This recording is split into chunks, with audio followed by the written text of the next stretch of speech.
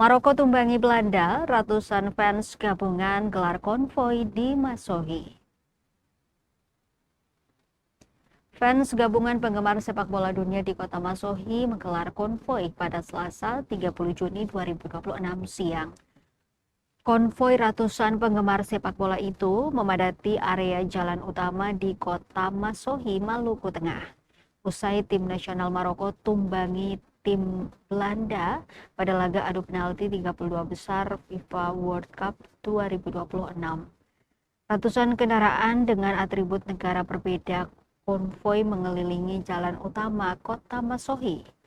Pantauan tribunambon.com, warga yang melakukan konvoi membawa berbagai bendera timnas kecintaan mereka, seperti diantaranya bendera Brasil, Argentina, Maroko, juga Belanda.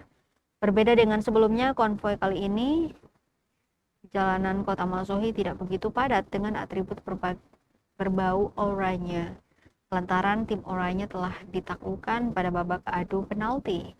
Walau begitu, suasana konvoi berlangsung kondusif, diamankan belasan personel kepolisian.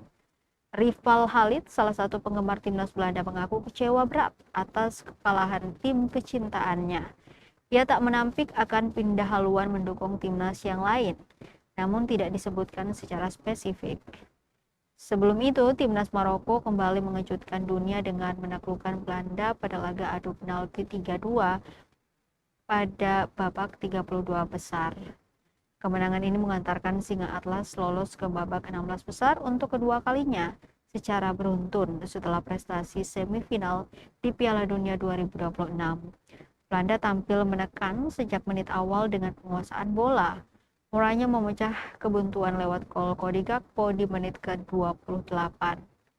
Skor 1-0 untuk Belanda bertahan hingga turun minum. Maroko tidak panik, skuad asuhan Walid Regragui tetap disiplin, bermain rapat, dan mengandalkan serangan balik cepat lewat sayap. Peta pertandingan berubah total setelah jeda. Menit ke-62, Hakim Ziyech mengeksekusi tendangan bebas dengan sempurna. Bola melengkung dan gagal dijangkau kiper Belanda.